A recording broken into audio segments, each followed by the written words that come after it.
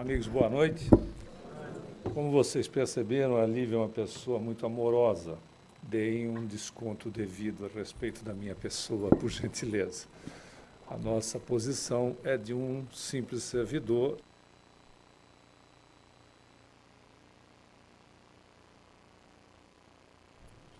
É a peça que está atrás dele.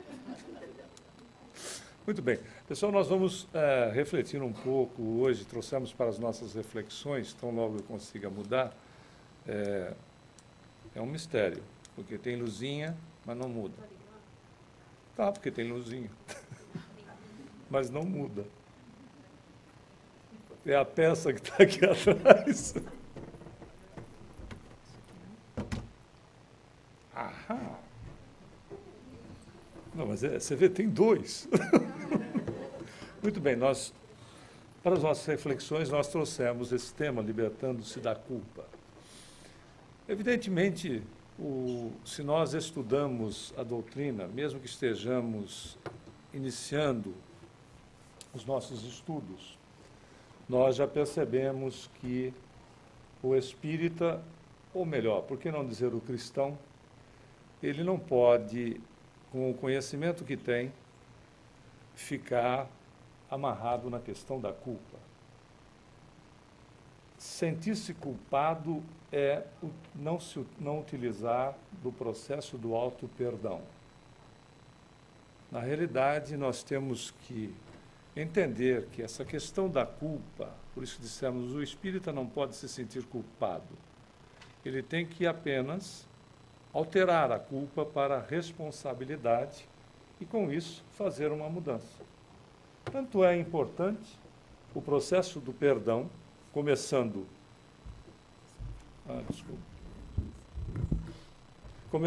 por nós mesmos, no exercício do auto-perdão, que nós acabamos de acompanhar a nossa dirigente na oração do Pai Nosso, né, conhecida como oração dominical, e percebemos que Jesus insere na oração a questão de valor do pão e do perdão.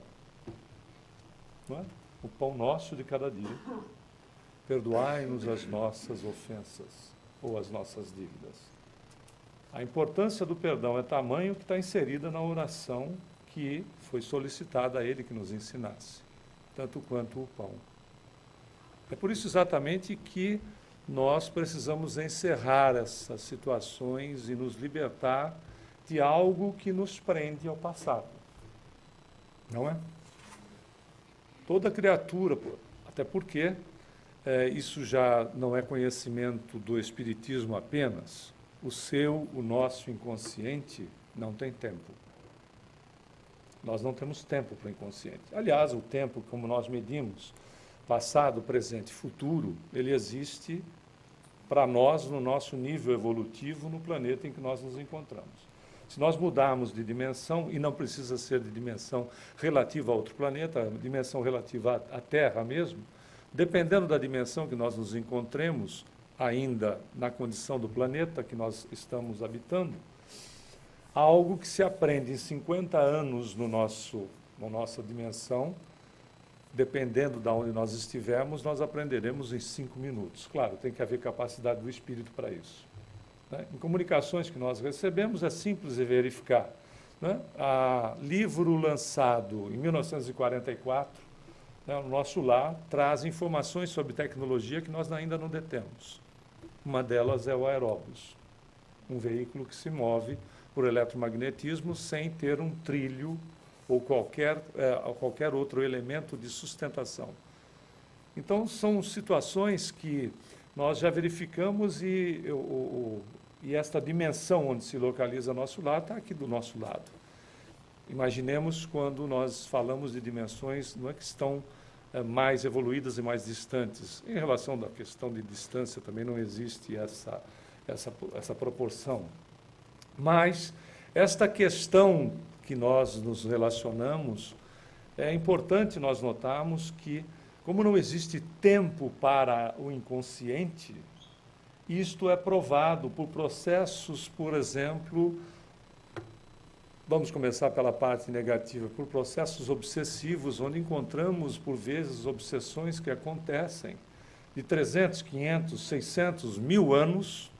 Né? Nós temos um dos livros que nós lançamos relativamente, aliás, recentemente, que o caso começa há 700 anos atrás, numa briga de família, entre famílias, em dois feudos, por causa de terras, e começam a briga, o problema começa há 700 anos atrás, para se desdobrar em situações, né, na nossa era.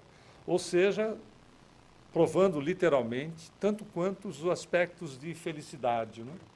Quando você vive momentos felizes, não falamos de momentos de alegria, de momentos felizes, a questão para essa recordação não existe distância. Ela te envolve no momento que você se volte para ela. Esta relação da culpa é a mesma coisa. Não existe tempo para ela. Por isso que a criatura se prende na situação em que, de repente, não deveria, porque se escraviza, compromete o presente e, obviamente, vai comprometer o futuro, porque não constrói absolutamente nada no presente instante em que nós nos encontramos. Que, aliás, nós só temos ele. Esse, aliás, foi para acordar aí alguns que estavam querendo desdobrar. Né? Estavam querendo desdobrar porque a espírita não dorme, desdobra. E quando ronca é porque o desdobramento é profundo. Então a gente dá, às vezes, né? O fato é que não é uma realidade esse aspecto. Nós só temos este momento. Você, eu, nós. Já pensou nisso? Então nós temos que aproveitá-lo e não nos amarrarmos a situações. Agora, não significa fugir de responsabilidades. E aí nós trouxemos inicialmente, porque a questão da alteração do comportamento do indivíduo, sendo o comportamento dele perante a coletividade ou o comportamento dele para com ele mesmo, são inseridos nas leis de Deus, que são educadoras e não vingativas, oportunidades para o refazimento, ou seja, o refazimento responsável, sem que a criatura tenha que ficar se penalizando num processo de autoflagelativo, né, psíquico e, por que não dizer, físico, até porque há uma condição de transferência. E nós trouxemos, então, para exemplificar essas questões das oportunidades que as leis divinas nos oferecem, para, com a condição de nós, pela responsabilidade assumida, refazemos caminhos, começamos com alguém que tem uma responsabilidade, teve responsabilidade, ainda tem responsabilidade de caráter coletivo. Como a gente gosta muito de colocar algumas obras para serem estudadas, esta obra, Os Senhores do Mundo, é de autoria de Hermínio Corrêa de Miranda, sem sombra de dúvida, um dos maiores escritores espíritas que nós temos conhecimento. Né? Um grande pesquisador, desencarnado em 2013, aonde nesta obra ele vai trazer exatamente a construção de um indivíduo com relação à sua posição com a coletividade, desde quando se tem uma sincronicidade com o espírito. Então, ele vai tratar da história deste cidadão aqui. Esse cidadão é o Tutmés III, conhecido como o faraó guerreiro, que viveu, na medida de tempo que a gente sabe que não deve ser bem essa, mas, enfim, 56 anos, quase 1.500 anos antes de Cristo. Este espírito, comprometido com guerras, etc., guerras de conquista e tudo mais, reencarnaria depois como Alexandre o Grande. Apesar de ser baixinho, era o grande pela questão daquilo que conquistou, né, vivendo em 356 a 323 anos antes de Cristo, apenas 33 anos. Mas veja como as mudanças não acontecem de uma hora para outra. Certo dia, perguntando, o Chico estava reencarnado, conversando com ele, perguntamos a respeito de Paulo, né, o Paulo de Tarso, aquele que era Saulo, que virou Paulo e reencarnou como Lutero. Reencarnou como Lutero para tentar ver se colocava aquilo que a gente já tinha descolocado, a palavra não existe, o cristianismo no caminho de novo. Mas o fato é que, se nós verificarmos o tempo, né, Paulo era uma criatura muito firme, e tinha que ser mesmo, né, até porque, imagina, a implementação do cristianismo no início, há 2000 anos atrás, lidando com pessoas que, obviamente, tentavam matá-lo a todo momento. Né, porque ele quebrava a relação daquilo que se tinha na posição cômoda da existência e o status quo, trazendo a figura do Cristo.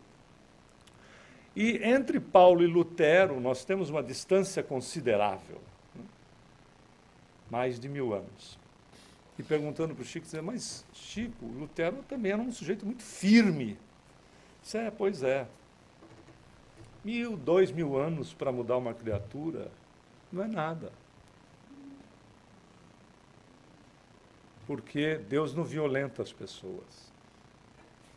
A evolução, primeiro que ela não é assim, senão ela daria saltos. Ela é desta maneira. E as pessoas não necessariamente mudam de uma hora para outra. Você já está vendo a relação aí? 1500 anos antes de Cristo. Olha o salto que tem. É a mesma criatura. Né? Na Revista Espírita nós encontramos também esta informação, mas a Revista Espírita começa com Alexandre. Ele, não feliz, né? Vai reencarnar, veja os comprometimentos. Não é reencarnar para a situação, é reencarnando, dando a oportunidade ao indivíduo que tem capacidade de movimentar massas de criaturas, né, grandes quantidades de criatura, para levá-las não ao confronto bélico, mas sim para levá-los a um outro patamar de crescimento. Mas as pessoas têm liberdade, o livre-arbítrio é para isso. A pessoa recebe a missão, aceita a missão e não necessariamente cumpre dentro dos parâmetros que se comprometeu. Ele volta, esta mesmo espírito, como Júlio o César, que vive 100 anos antes de Cristo, até 44, 56 anos, no mesmo período que o Duque Mestre III. Não consegue chegar a ser imperador e vai reencarnar como este que todos conhecem, que se autocoroou, inclusive, né?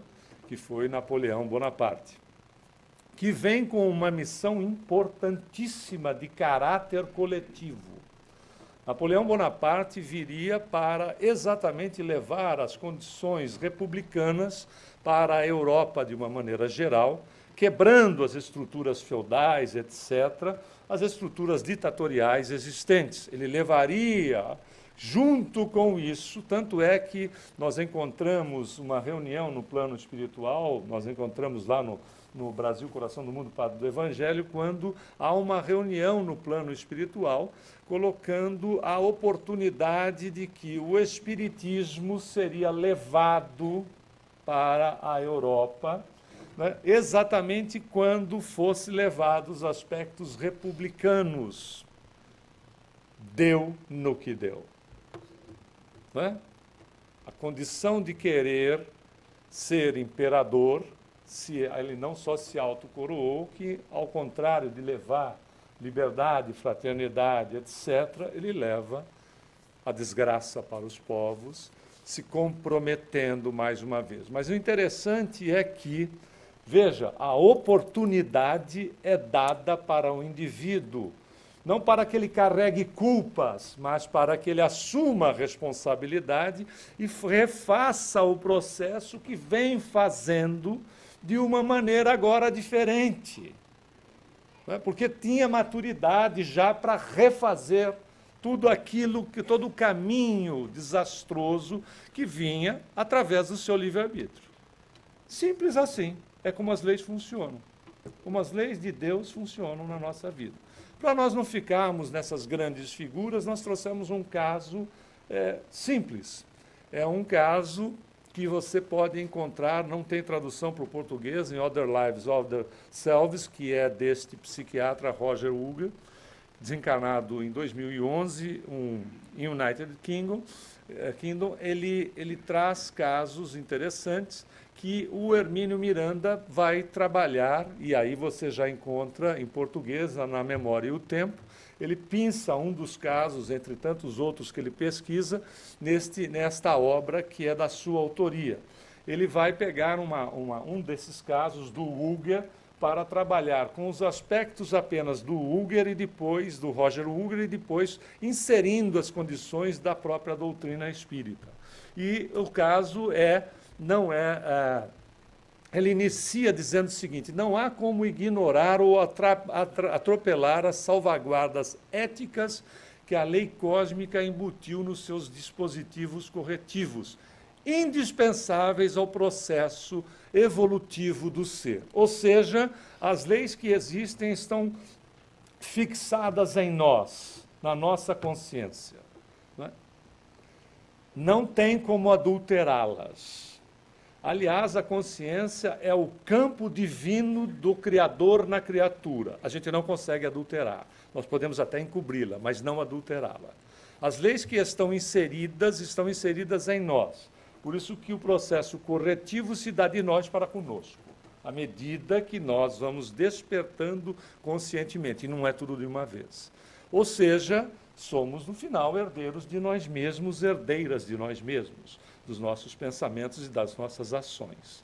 E à medida que nos conscientizamos, conforme já dissemos, vamos trabalhando gradativamente aspectos que, de repente, nós assumimos responsabilidades que foram, por vezes, por falta de conhecimento de causa e que são muito amenizadas. A gente sabe que as leis de Deus, como educadoras que são, não podem ser punitivas. Então, até porque elas são leis lastreadas no amor. Ele vai pegar o caso, então, que não é da gata, mas é dos 3 gatos de Elizabeth. Né? A Elizabeth tinha 3 gatos. E você vai dizer assim: puxa, mas que coisa simples de resolver. Depende muito de como a gente quer resolver. Ela não podia deixá-los, porque imediatamente ela dizia: não posso deixá-los porque alguma coisa sempre acontece com eles, ou a culpa é toda minha, não cuido deles suficientemente. Ela criou um processo neurótico em relação aos 3 gatos, porque numa das poucas vezes, ela não deixava os gatos sozinhos, mas numa das poucas vezes que ela resolveu fazer uma viagem curta, quando ela, deixando os 3 gatos no cuidado de uma vizinha, claro, na casa dela os gatos, quando ela voltou, um dos gatos tinha ficado preso dentro de um armário e quase havia morrido de fome. Por isso que ela dizia que ela não cuidava suficientemente deles e que a culpa do acontecido era toda dela. Muito bem. Como ela começou a viver uma relação neurótica com os gatos, ela acabou conhecendo o Dr. Roger Uger, que iniciou uma terapia com ela, e ele utilizava-se também da terapia regressiva de vida passada. E fazendo a terapia de vida passada, ela se encontra, nesse processo, ela se encontra na Escócia, isso há muito tempo. A casa não era essa, era uma casa de pedra, são alguns poucos séculos atrás, era uma casa de pedra, com uma única janela de madeira extremamente reforçada e uma porta de madeira extremamente reforçada. Bom, o que acontece dentro dessa casa? Uma mulher comum, casada e sendo mãe de 2 filhos, um casal de filhos. O que acontece é que há uma discussão entre ela e o marido, coisa muito comum de acontecer, aonde ela diz para o marido que ela nunca quis ter aqueles filhos, que a situação de vida deles era muito complicada, que os filhos não foi opção dela, etc. E a situação, sai essa discussão, e ele tem que sair para alguma coisa, e ele sai com as crianças.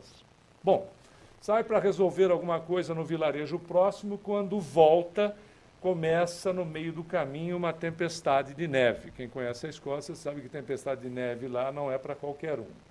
Aí começa uma tempestade de neve e ele chega à porta da casa, bate, ela não abre.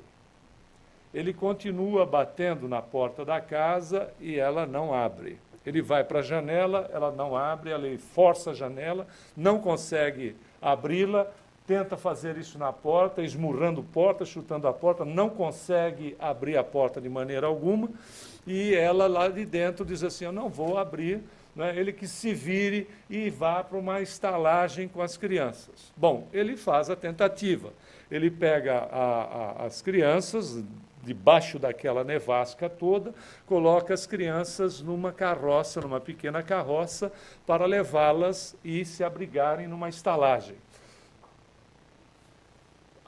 Continua a tempestade, ela ouve, algum tempo depois, batidas mais fracas na porta. Ela acha, evidentemente, que isso na terapia não é uma única sessão, né, mas são várias sessões, e isto está inserido na terapia. Não se faz terapia regressiva de vida passada para curiosos, né? Por isso que às vezes cai em descrédito, porque teve uma época aqui nos Estados Unidos que a quantidade de Cleópatras e Júlio Césares e Marco Antônios era o tamanho, né, que aparecia Cleópatra, Júlio César e Marco Antônio para tudo quanto é lado. Já que aparecia Cleópatra, tinha que aparecer o Marco Antônio também, não é verdade? Mas eram vários, inclusive várias Cleópatras, porque todos os Marco Antônios tinham que ser atendidos pelas Cleópatras e o contrário é verdadeiro.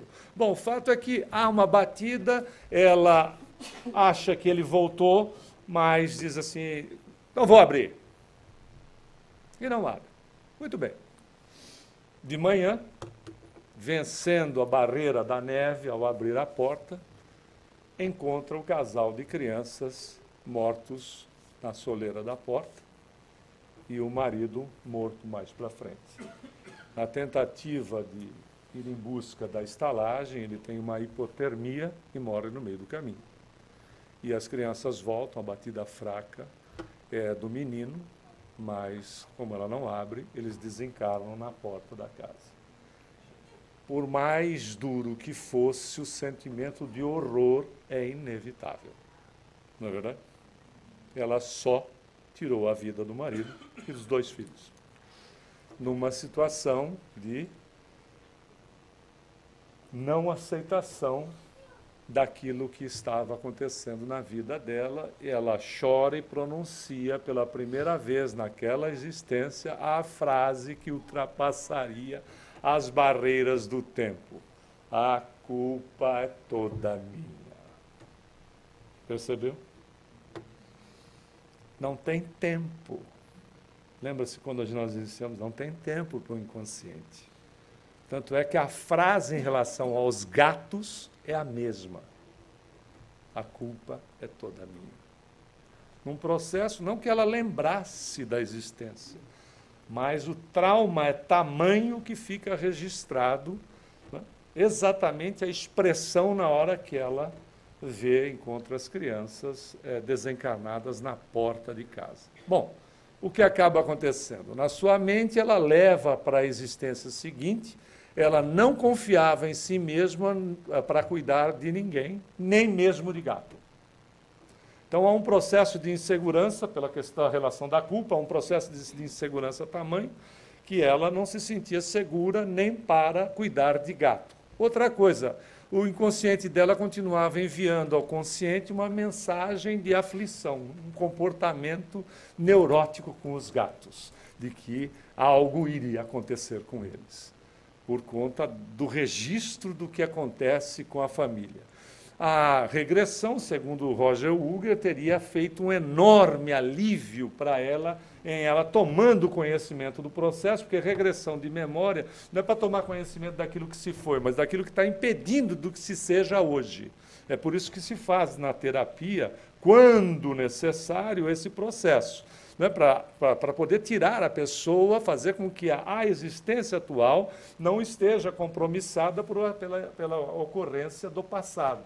Então, é exatamente por isso, não é para saber quem foi, o que eu fiz, o que eu deixei de fazer, mas sim destravar a existência do momento atual. Bom, a situação para o Roger Wilger está resolvida. No entanto, as coisas não são bem assim. Mas se não são bem assim, o que existe no universo, ou por que não no multiverso, que são já, não é? Segundo os quânticos, são 11 dimensões, 10 dimensões mais uma que é o tempo, existem leis de amor.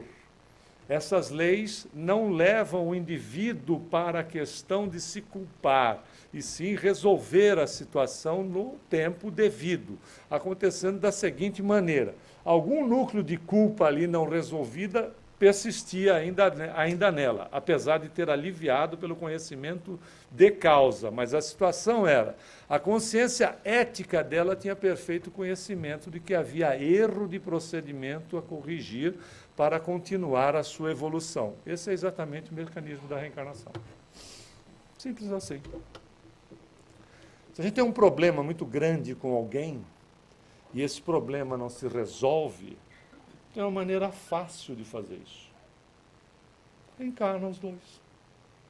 Como, por exemplo, marido e mulher, pai e filho, mãe e filho, irmãos, sogra principalmente. Aí, né? Porque a sogra ela é um elemento fantástico na nossa existência. E é de fato, isso já não é brincadeira.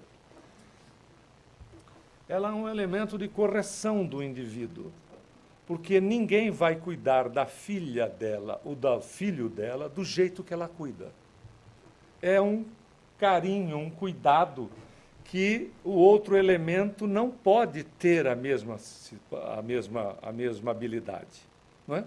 Então há uma demanda sobre o indivíduo que está se responsabilizando para o cuidado da filha ou do filho, que acaba sendo interessante. Pense do outro lado. Existem demandas que fazem com que o indivíduo, né, seja homem ou mulher, comece a ter que dar umas certas ajustadas de comportamento para também não ter uma situação, né, de demanda tão intensa. Não é fato? Eu tenho um casal de amigos que, por incrível que possa parecer, a mãe dele continua levando a roupa dele para a felicidade da esposa, para lavar na casa dela e passar. A esposa não tem problema com isso, porque ninguém lava e passa a roupa do filho, que é único, como ela. E a esposa agradece. Já que a senhora insiste, leva. Aí ela também faz pratos assim maravilhosos, porque é uma chefe de mão cheia, faz pratos maravilhosos que o filho gosta. A esposa também agradece, porque, né, ela faz e leva para... E ela, por acaso, mora na mesma casa. Não é uma questão... Não, ela não mora. Ela não, a esposa, né? Não é uma relação que... Não é tirar proveito nem vantagem, é aprender com a situação.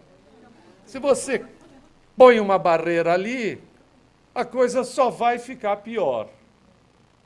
A coisa só vai ficar pior. Então, é ou não é um processo de administração? Da mesma maneira que se administra a adolescente, que nós fomos administrados pelos nossos pais. Não é verdade? Ou você administra, ou você vive o problema. O que é melhor fazer? É uma questão de usar de inteligência. Até porque todos os aspectos são os mecanismos reencarnatórios. É como as leis divinas, que são de amor, ajustam as coisas. Não quer dizer que nós venhamos com só pessoas que são desafetos, absolutamente. Nós podemos estar numa família, a família espiritual. Claro, as pessoas não são iguais. Família espiritual não é um bando de cordeiro, né? São criaturas que, evidentemente, tem uma similaridade, né?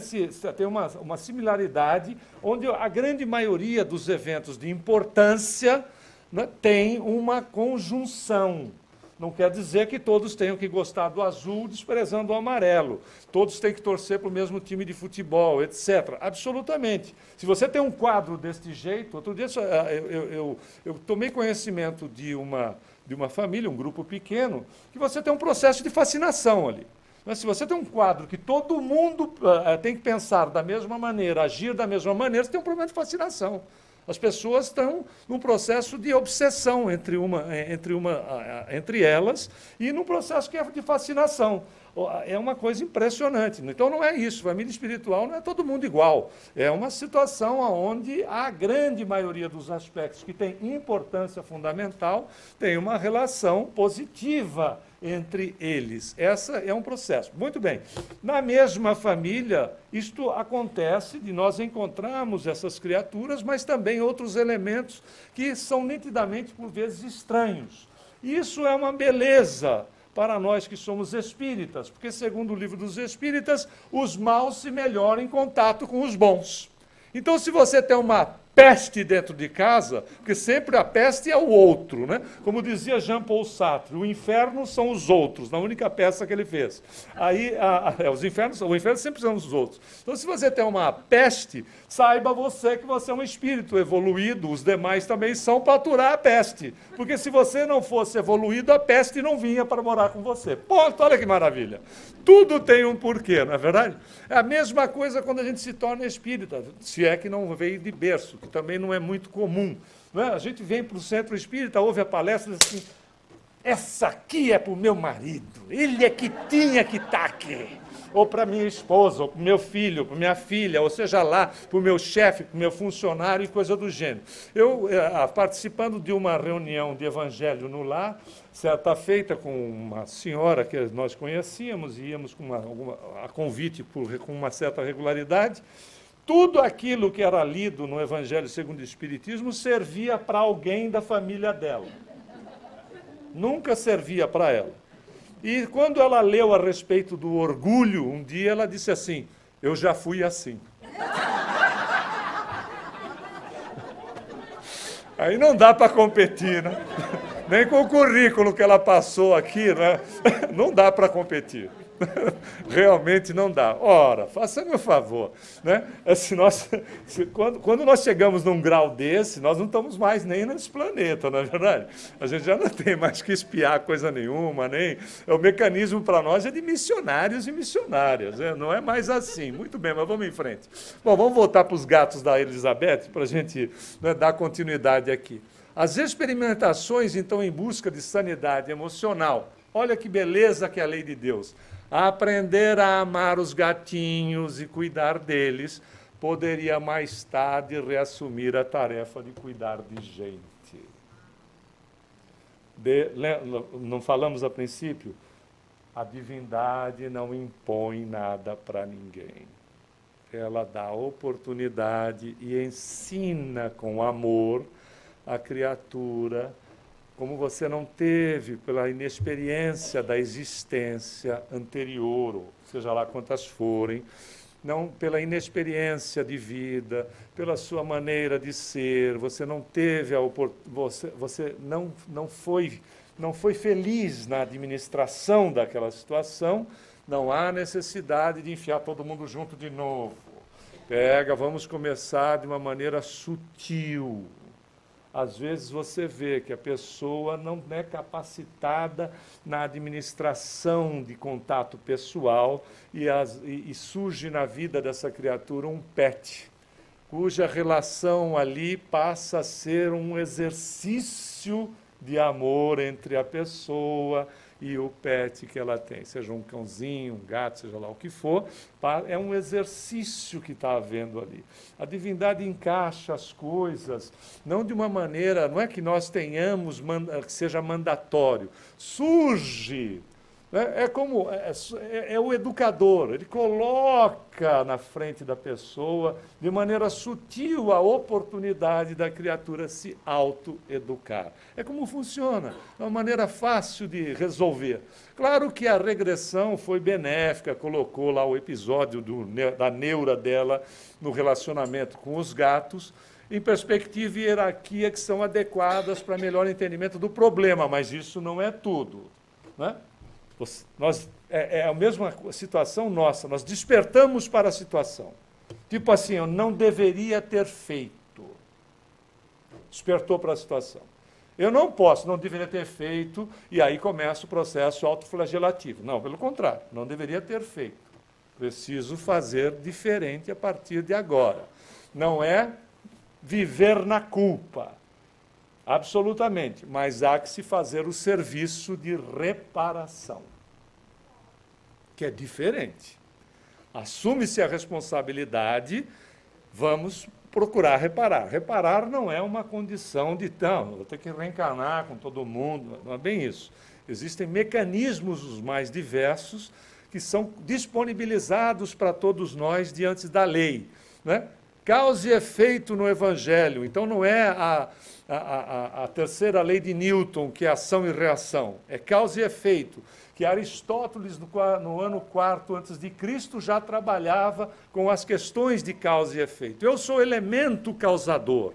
Da mesma maneira que eu causei alguma situação desagradável, eu, como elemento causador que sou, tomando consciência, me responsabilizo e passo a causar aspectos agradáveis. Se não for para aquela pessoa, para um outro grupo de pessoas. Não é fantástico isso? Porque aquela pessoa pode ter me perdoado e já evoluiu. Porque ela não vai ficar amarrada me esperando que eu tome consciência. Ela pode ter me perdoado, ou sequer a minha atitude para ela foi uma atitude de agressão, dependendo do que aconteceu, né? Ela pode ter um nível mais evoluído que o meu, né? E com isso eu não consegui afetá-la, mas eu guardei a situação para comigo. Ela já me perdoou, mas se eu tenho um problema que está inserido em mim mesmo, porque o que eu faço para o outro eu faço para mim, então, se eu tenho algo, é simples. Essa situação, para que eu resolva o trauma causado em mim, é exatamente fazer o contrário da situação como elemento causador que eu sou. Tanto é que Jesus, quando os guardas do Sinédrio chegam para prendê-lo, que não eram romanos, eram os guardas do próprio Sinédrio, que o Pedro tira da espada, o Pedro não deu uma espadada no sujeito para cortar a orelha. Ele errou. Ele deu com a espada para pegar na cabeça do sujeito. Ele errou. E o que Jesus faz, além de curar o indivíduo, diz: embainha a tua espada. Porque aquele que com ferro fere, com ferro será ferido. Ou seja, se você não fizer nada, o efeito vai ser quase que integral. Mas como um elemento que pode embainhar a espada, você já quebra metade da situação daí por diante. Ou seja, você começa a mudar a atitude. Então, o rigor de tal pena pode ser suavizado graças à lei que o próprio Pedro coloca na sua primeira epístola, no capítulo 4. O amor cobre uma multidão de pecados. Pecados, se você for na origem da palavra, é errar o alvo. O indivíduo que peca erra o alvo. Ou seja, né, cobre uma multidão de desacertos pela atitude do indivíduo que é causador. Logo, os efeitos estão acumulados positivos para frente. Por isso que o Emmanuel, através da psicografia de Chico, nos ensina: o bem que fizemos será o nosso advogado em toda a parte. No tempo que for, na dimensão que estiver, será o nosso advogado. É o cartão de visita da pessoa. Quando a gente não precisa nem desencarnar para fazer essa experiência, mas no processo do desdobramento do corpo físico, no período do sono, né, a gente sempre faz essa observação, porque essa observação é do professor José Herculano Pires, no livro Educação para a Morte. Né? A gente morre de medo de morrer e treina toda a noite. Né? Na verdade, você sai do corpo toda a noite, essa é uma realidade. Né? Vá treinando. Um dia você se aperfeiçoa e consegue. Aí, o que é? Desencarnar não dói. Você sai do corpo e não volta para ele. Aliás, eu tive um sonho onde eu chegava num velório e quem estava estirado era o próprio. Aí eu olhei aquilo, eu disse: não acredito que eu desencarnei. Tanto tempo ainda para viver e eu já bati as botas. Aí estava aquele clima assim, meio de oração, eu disse: bom, então já fui mesmo. Bom, já que eu fui, a luz está muito intensa, eu vou abaixar um pouco a luz. Quando eu abaixei a luz, eu acordei. E me belisquei, evidentemente. Na hora, me belisquei, porque se não doer, significa que aquilo era verdadeiro. Né? É fato, é uma realidade. Mas, é uma realidade. Mas o fato é que Significa que nós podemos alterar o mapa da nossa vida amando, ajudando e fazendo o bem. Você quebra a relação. Não precisa ficar, não é? Comece a fazer aquilo que for possível. Aquilo que for possível. Francisco de Assis é que ensinava: faça aquilo que é possível hoje, e um dia você fará o impossível. Porque é uma questão de treino. Aí a gente encontra pessoas assim, é convidado para uma atividade voluntária, não estou preparado. Mas como não está preparado, meu querido? Não me sinto preparado. Então você não vai se sentir preparado nunca. Você vai se preparar onde? No umbral, quando você desencarnar, você vai se preparar lá? Não é verdade? Bota a mão na massa, você tem um convite e faça. Faça aquilo que for possível, mas faça. Ou seja, saia de você mesmo, porque o outro, no final das contas, é a nossa ponte para com Deus, como diz Emmanuel no livro Fonte Viva. O próximo sempre será a nossa ponte para com Deus. Ele permite o exercício das nossas qualidades superiores. Quando Jesus diz, vós sois deuses, essa potencialidade tem que ser exercitada. E o próximo favorece isso. Seja o próximo na condição do reino que estiver, na natureza, nos pets, seja onde, porque o próximo não é uma criatura que tem que se assemelhar a mim. Todas essas criaturas estão em processo de evolução. A criação é o meu próximo. Eu preciso sair de mim em favor do próximo, da maneira que for possível, sem sacrifícios, sem exageros. Na relação de nós resolvermos os nossos problemas, Kardec fala a respeito disso no livro Céu e Inferno. Ele diz o seguinte: quando o assunto é a regeneração de quem lesou o próximo, o arrependimento, embora seja o primeiro passo, não basta. É preciso ajuntar o arrependimento, a expiação e a reparação. Exemplo simples.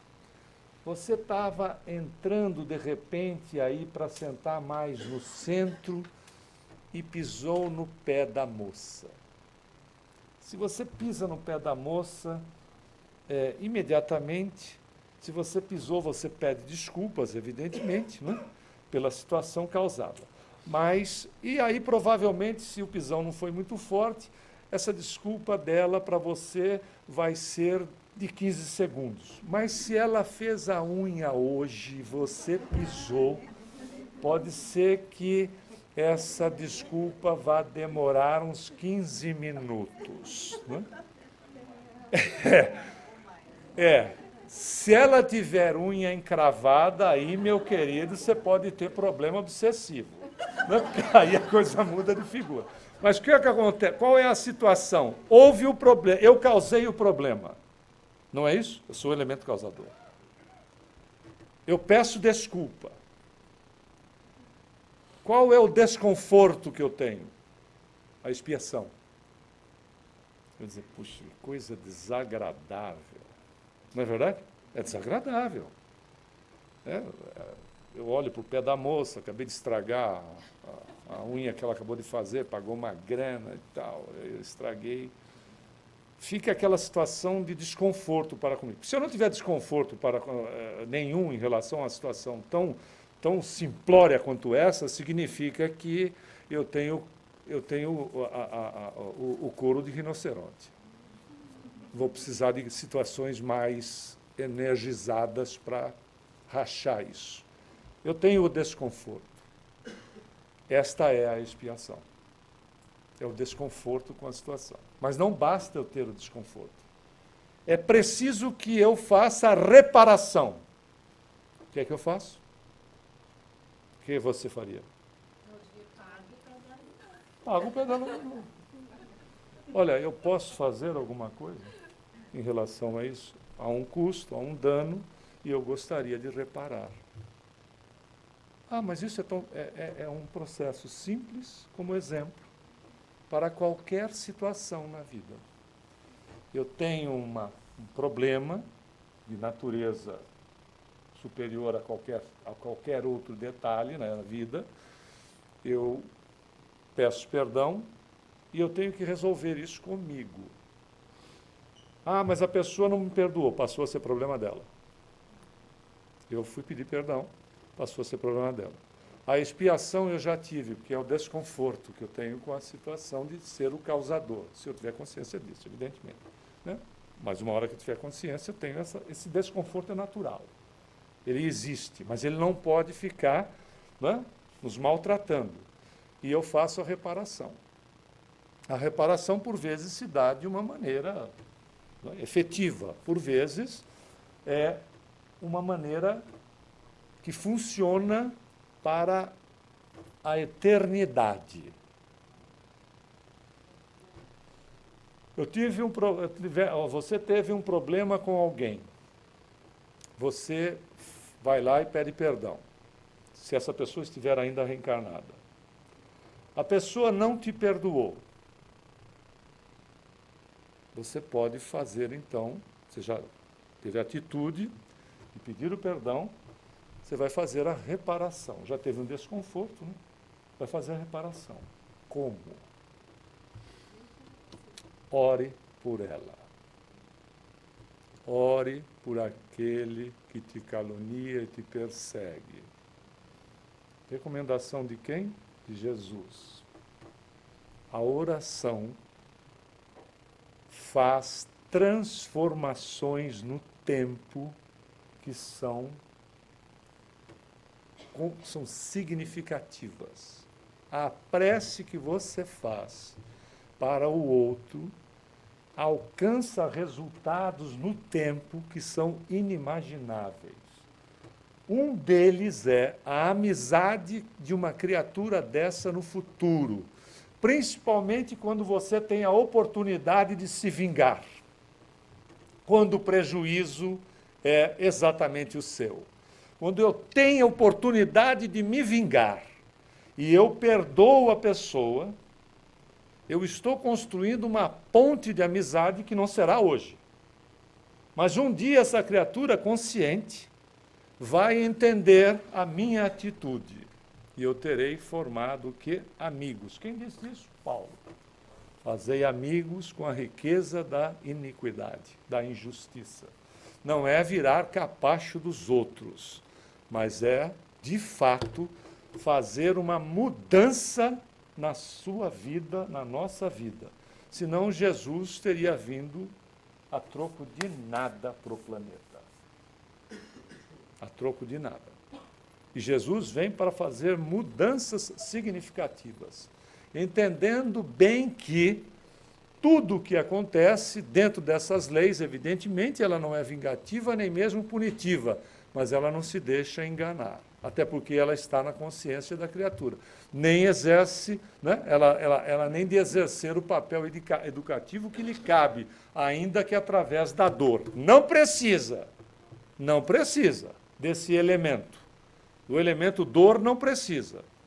Mas, se de repente a coisa não se acerta, nós precisamos nos acertar. E a dor é o ajuste que eu faço em mim mesmo.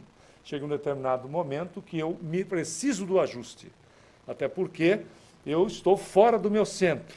Então eu tenho que ir para o centro. E o centro, às vezes, eu luto contra e isso significa dor. Por isso que é interessante, e hoje a ciência já vem nos trazer as informações a respeito das mudanças que eram de domínio apenas da parte teórica das doutrinas, que é a condição de que esta condição de que o amor cobre uma multidão de pecados é uma realidade sobre todos os aspectos, inclusive indo para o domínio dos aspectos da ciência.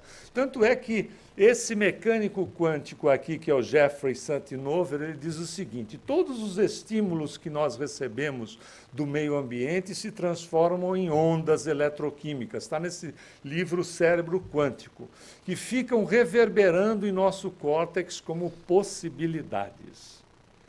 Tudo que a gente passa no ambiente são exatamente estímulos. Querem ver como funciona? É uma coisa simples de se entender. Quem é que gosta de jiló aqui? Levante a mão. O número é baixo. Quem não gosta de jiló? Agora eu pergunto, jiló é bom ou é ruim?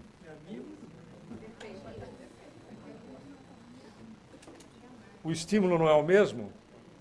O estímulo é o mesmo. Significa dizer o quê? Que você escolhe a sua verdade. Você, eu, nós escolhemos a nossa verdade. A gente só vai deixar de escolher a verdade quando nós somos consciência pura.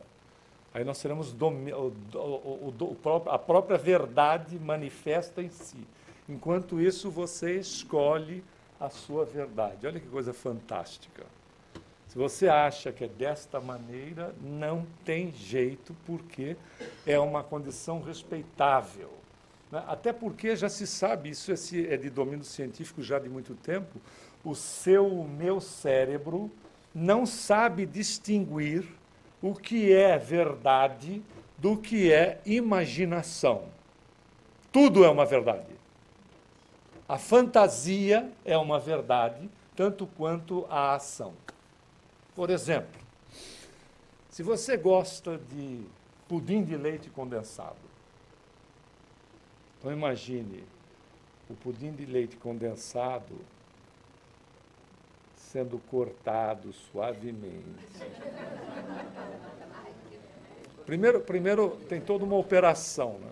Ele vira assim, dá aquela chacoalhadinha, aí vira, e quando levanta a forma, faz assim, ploc. Aí sai a calda dourada, né? Aí você pega. Se você não gostar de pudim de leite condensado, de repente você gosta de uma fruta, um abacaxi bem doce, por exemplo, que você vai cortando e o caldo vai escorrendo. Ou então o pudim mesmo que você corta, coloca, pega a calda. Né? Não é assim? Se você se lembrou e gosta ou da fruta ou do pudim, você acabou de comê-lo, acabou de comê-la. O seu cérebro não sabe o que é a verdade, de fato, e o que é a condição. Para ele é a mesma coisa. Por isso que o cinema encanta a gente. Você vai no cinema e está lá a Angelina Jolie e o Brad Pitt. E você vai lá e imagina a fantasia dando um beijo naquela boca, né, da Angelina Jolie, ou então do Brad Pitt. Para o seu cérebro, você beijou. Não é fantástico? Por isso que por isso que para o seu cérebro você beijou. A fantasia é realidade para o cérebro. Ele não sabe o que é fantasia, ele não sabe o que é real. Tudo é real. Por isso que a gente escolhe a nossa verdade. Por isso exatamente que esta é a condição de nós quebrarmos a relação da culpa, nos responsabilizarmos conscientemente, trabalharmos para fazer a modificação, mas nos lembrarmos no final dos ensinamentos de Jesus. Sempre Jesus. A gente vai e procura não errar mais. Esse é o grande ponto. Muita paz.